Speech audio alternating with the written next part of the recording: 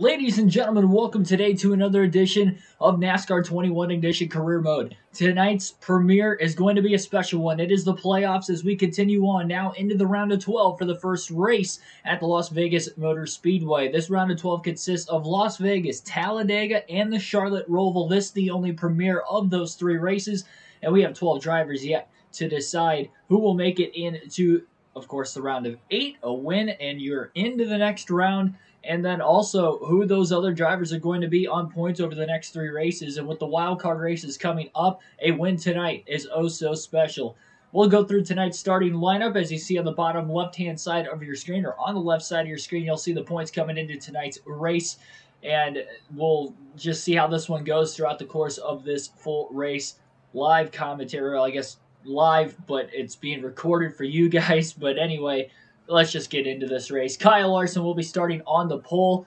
Martin Truex Jr. will start outside of the front row in second. Kevin Harvick and Denny Hamlin will line up in row number 2. William Byron and Kurt Busch in row 3. Michael McDowell and Brad Keselowski in row 4 with Tyler Reddick, Chase Elliott rounding out the top 10. Qualified 31st for today with our driver, of course, for the career mode, Keegan Schneider. And we'll see if we can get this done. One thing I will say, I thought this race started in the day and finished in the night because of it being on the West Coast, so I'm not sure why it's dark out. At least we don't have to worry about the transition with the lights turning on and the screen going black for a couple seconds. So I am thankful for that. Green flag is in the air anyway. Kyle Larson's going to lead the field to the green, who will be advanced into the round of 8 after tonight's race at Las Vegas. Schneider with a little bit of a looser setup through qualifying and out into the race, and we'll have to see how this is going to go as we are, I don't know what that was. This game just throws a curveball at you every step of the way. Sky was going dark on me there for a second down the backstretch. Well, that's going to be hard to see if you're in traffic, and hopefully that does not go on the entire race. Schneider on the inside of B.J. McLeod looking to make a pass to get back into that 31st place position. He will clear McLeod off the exit of turn 2. It's like the lights just shut off, but it's not like it's just the lights that shut off. The lights shut off and then the track just disappears. It's so crazy. Surprised this race isn't in the daylight and then switching to the night like it would in real life. Of course, with this being on the West Coast, even though it's a 7 p.m. start time on the East, it's a 4 p.m. start on the West, so it does get dark by the end of it. In this case, it is dark at the start. At least we don't have to worry about the lights turning from off to on. And I don't know if that's slowing us up at all every time it does that, because I feel like the cars in front of us almost kind of get boosted a little bit. It feels as if they are going into turn 3. I have to look down at my speedometer to see if it lags at all down the back straightaway. Very interesting situation to say the least right now. Schneider down to the apron into the tri-oval as well, trying to take a little bit of a shortcut that time around. Got to be careful, that will wear out the tires over the course of the run. Schneider's got a 40-point cushion above the cutoff line. Survive for every point you can because he has not been fast on the mile-and-a-half this season. In fact, he does have one win on the mile-and-a-half, and it came right here at Las Vegas, but it was also a 50% race and not a 100% race. And it came at a time where it was before any patches for NASCAR 21 Ignition. So we had that issue where everybody was pitting halfway on a tank of fuel. They had to pit 3 times in the race. We only had to pit twice, and we ended up winning by 10 seconds because of it. So it never really came into fruition that even though we didn't have a car, all we had to do was stay out of trouble. We were going to win the race because we didn't have to make, or we had to make one less stop. Now we're in a situation where cautions could cause some scoring issues that we could go a lap down. So a much different race, obviously twice the length. Plus it's in the nighttime versus the first race was in the day as well.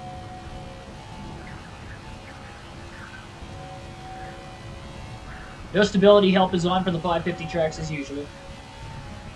No traction control, any of that. So it will not take much contact to turn this car around. Schneider's just going to try to stay out of trouble. Again, log in as many laps as possible. Maybe he'll be on the right side of potential cautions in today's race, where he can gain some time that way perhaps.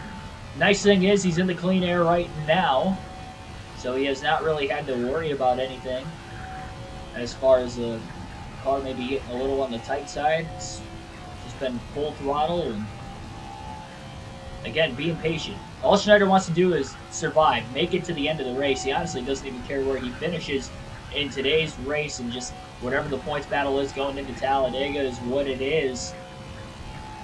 Because that's what's going to get him through here. If he starts to maybe put himself on the attack a little too early in this one and gets himself into trouble, or even late in the race trying to battle for, you know, let's say a spot in the top 20 versus a spot in the top 10, how costly could that be also?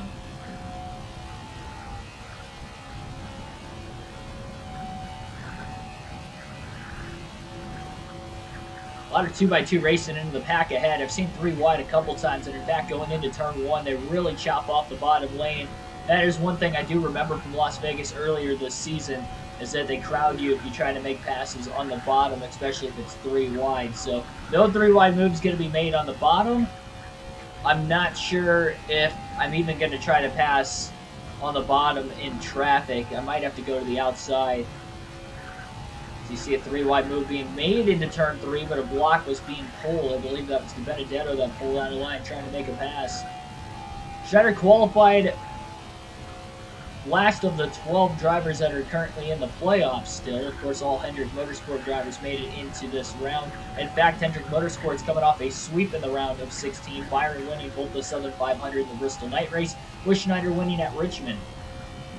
That was 5 more playoff points in the last round with that win for Schneider. He was able to advance. Plus, he DNF'd at both Darlington and Bristol. If he didn't win at Richmond, he might not even be in this round alone, but they knew that Richmond was going to be a good track for him. As long as he stayed out of trouble, he was going to have a car fast enough to win. That's exactly what happened. And now he's got a car capable, it looks like, on the longer runs, that he is actually catching the pack of cars in front of him.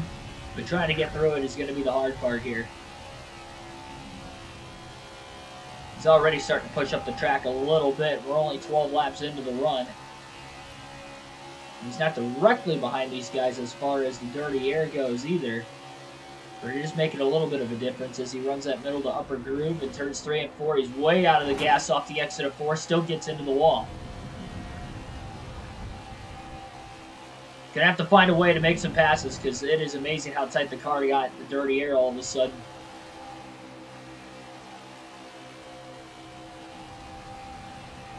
Joe Gase in the 53 on the bottom. Eric Almirola on the outside. Schneider will go to the outside to draft with Almirola. Goes all the way to the top. Had to lift a little bit because he got tight on the entrance to the corner, but he's got Gase clear off the exit of turn 4. He'll pull down, pull the block on Gase, sit in line behind the 10 of Almirola in the tri-oval, get some draft, and maybe they'll be able to make a pass on Anthony Alfredo sometime soon here. Schneider's car's definitely tightening up a little bit. Again, he'll go to the outside. Maybe give him a little bit of a run down the back straightaway, but he's just going to keep going to the top because the car is handling a little bit better up there. He's just got to hope he's going to get enough space to catch his fellow playoff driver Ryan Blaney, the 12. Schneider got a little loose off the exit of the corner, making these 3 wide moves, but what a pass that was made on both Almirola and Blaney. So Schneider being a little on the aggressive side all of a sudden, even though I said that he shouldn't do that, but he feels some sort of speed in this car all of a sudden, working the top.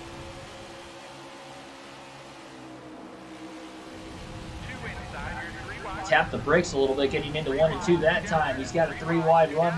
Cole Custer, Daniel Suarez to the inside. Schneider brushes the wall off the exit of turn 4. That'll slow him down a bit. That's going to kill a lot of momentum. Very fortunate not to blow a tire. It's the second time he's already brushed the wall. Remember at Bristol in the last race, it did not take much to blow a tire. Now he's got to get this momentum back as he's lost 3 positions after hitting the wall off turn 4. Really hard to hit your marks going into turn 3, by the way, with the sky turning black and then realizing where you are at the racetrack when it goes back to normal again. And a bad block by Cole Custer off the exit of turn 4. Somehow, some way, Schneider kept it off the wall. Now he gets back down to the bottom. He drags the brakes a little bit, getting into 1 and 2. He was just trying to make sure that Priest wasn't going to get underneath him. But now it's going to allow the 10 of Almirola to get to the outside. That could be problematic for the 48. I think he needs to jump back into that outside lane.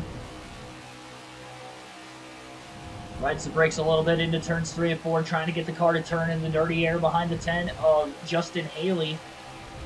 He's going to go all the way down to the apron into the tri-oval, just trying to get around the 77 of Haley. He doesn't want to be 3 wide into the corner. Into turn 1. Rides the brakes. Luckily, he had Haley cleared into the corner. It was a good idea for him to go down to the apron into the tri-oval. Now he can get back to the outside, draft behind Blaney on the back straightaway. Schneider again to the outside of the 12. Makes the pass. Contact with Almirola. Almirola went up the track a little bit.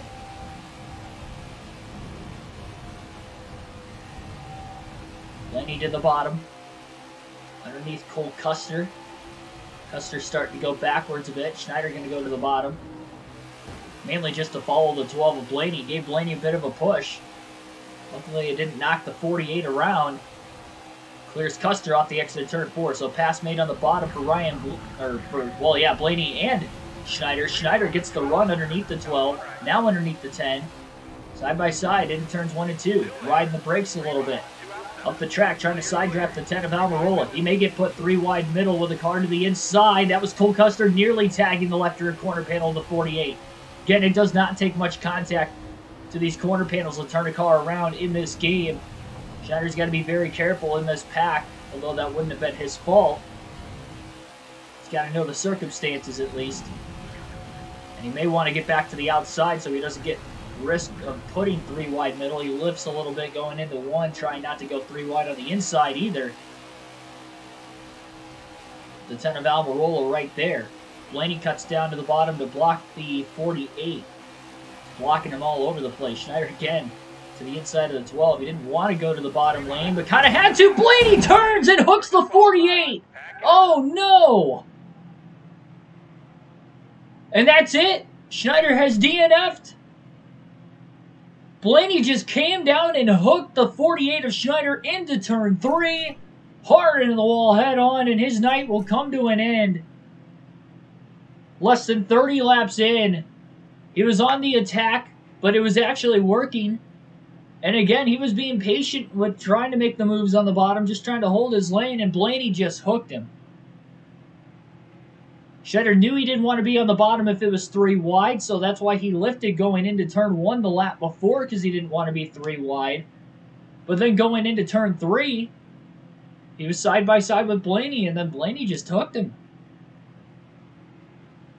Unbelievable. Now we're going to have to simulate the rest of this race. I cannot believe that this race is over already.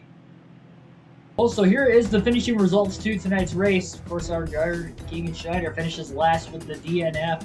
Take a look at the top running finishers. William Byron goes on to win his 3rd race of the playoffs. 2 in a row, of course, now, and he will be locked into the round of 8.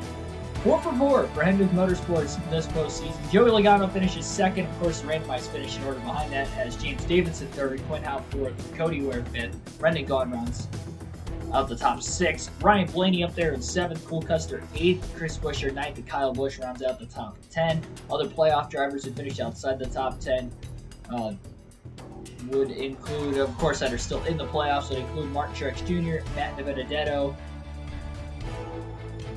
Truex in 16th, DiBenedetto 18th, Elliott 9th, Harvick 20th, Keselowski 24th, Kyle Larson, who started on the pole, finishes 25th.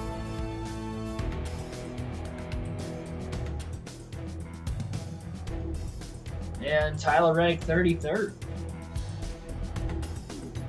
Don't believe I missed any after that. And then, of course, us in 40th. Now we get to look at the updated point standings, because I can guarantee you we went backwards. Yep, down to 4th. Went in 1st.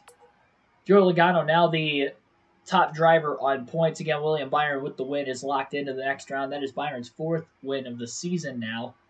Kevin Harvick is the last driver above the cutoff line. He has 3 points to the good over Matt DiBenedetto. Brad Keselowski well below the cutoff line currently as well. Actually, hang on. Why is the game doing this? Yeah, the blue line isn't accurate. I saw the blue line in 8th. Chase Elliott has the last spot in on points over Kevin Harvick. Tiebreaker is the best finish in the round. Elliott finished one spot better than Harvick at Las Vegas, so far he has the tiebreaker over him. Those two are tied for the final spot, so Harvick would be minus 0 points. DiBenedetto is still 3 back, but he is actually 10th now. Brad Keselowski is sitting 14 back, and then Tyler Reddick is sitting 21 points below the cutoff line right now in desperate situation of a win. As far as our driver, we go from 40 points above the cutoff line now to just 22 points above the cutoff line. So that DNF definitely hurt us. And I said we just had to get to the end of the race. We'll salvage whatever points we could. We were running quick enough to at least get into the top 15, it looked like, by the end of that first run. But Ryan Blaney said otherwise, I guess. And Blaney is above the cutoff line right now, so I guess it worked for him. He did get a top 10 as well with a 7th place finish. So I guess he benefited out of it. And those 4 drivers were eliminated. So that's pretty much where we're sitting at going into Talladega tomorrow night. That will be live streamed again on the channel. Like, share, and subscribe for more daily NASCAR content. I wish this race was longer for both your sake and mine on many different levels. This game has not brought the best entertainment, I'd say. It's brought moments here and there, but as far as the pure racing and as far as the commentating abilities go, the commentating's not there because the action's not there. And the job of a commentator is, even during the dull points, to try to amplify it. And it's just so hard with this game, but I'm striving through it. We will finish this career mode. And until next time, I'll see you guys later.